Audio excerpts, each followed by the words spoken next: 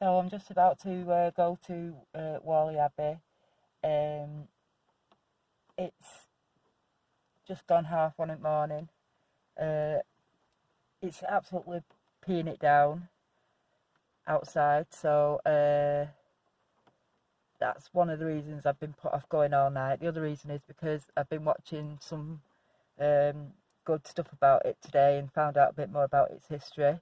All thanks to Andy Proctor's Ghost Stories. I'm going to put links all over the place for this guy. He's got some really interesting stories about the area in which I live. Um, so, uh, so I'm going to do that, and I'm also going to use bits of his footage and some screenshots of his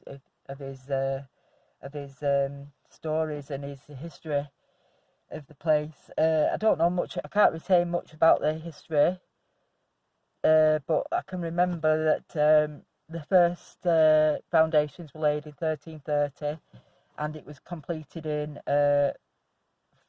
1440. And then the monks lived there for about nearly 100 years. Well, I mean, they lived probably there during its construction as well, can't remember. Until 1537, when King Henry VIII sort of like abolished the sort of Catholic religion, and it became sort of like high treason and stuff. So there was this quite wealthy gentleman from a local village, was it Wisby or something, and he was called John Paslow, and he ran the monastery for a while until Henry VIII sort of like brought out the Church of England, and sort of you couldn't practice Catholic religion. They had priest holes and stuff like that. Anyway, he sort of like stripped back all the Catholic places of worship and stuff. So in 1547, the first brick was laid for the manor house, which is the one that we see when I first arrived there. It sort of like looks onto the car park. Now, the ghost stories, this John Paslew, he was reportedly hung, drawn and quartered. They're not sure where he's buried. It could have happened at Lancaster Castle, or it could have happened at the gates of the abbey. No one's really sure. And there's been reported sightings of hearing noises of footsteps and stuff, and chanting. I'll shit myself if there's any chanting. Fuck that. I mean, I'm not going to have my headphones on then. That's just to keep my ears warm in the car because it's freezing. And because I've just been listening to Ouija Brothers live chat again. So I'll take them off before I drive.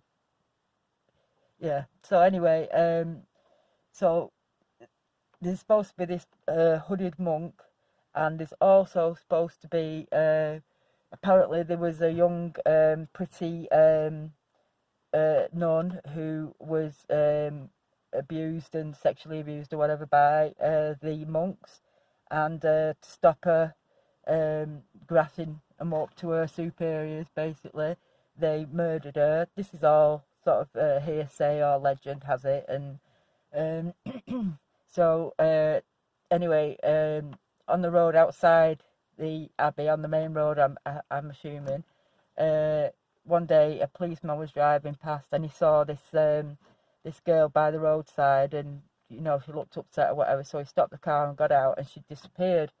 So he got back in his car again, and then he looked in his rearview mirror and he saw her. So he sped off and he went back to the station, and he told all the station, and everyone were laughing at him and making jokes, apart from the desk sergeant, who said that he'd seen her too, this young pretty nun. So there's supposed to be a lady in white there, which is this young pretty nun, apparently. And then also one of the former residents of the manor house, which was built by the Ashton family and owned by them for quite some time. Lady Anne Ashton is supposed to haunt the actual manor house, and stand with her hand on the mantle above the fire. Just telling you all this, I am absolutely shitting myself up going, I can only try. I'm going to upload this now so I don't chicken out, and wish me luck. And as I say, in the meantime, please check out Andy Proctor's ghost stories. I'm going to link it, this particular one, but his old channel's got all like history and ghostly events around Yorkshire, and even the place I live in, Accrington, Black Abbey Street, is it? Because, well, that's another story. So anyway, I'm going to upload this now. Thanks for watching. I hope you watch the actual video. I hope there is an actual video, and I'm already shitting myself now, so take your seasick pills. Thank you.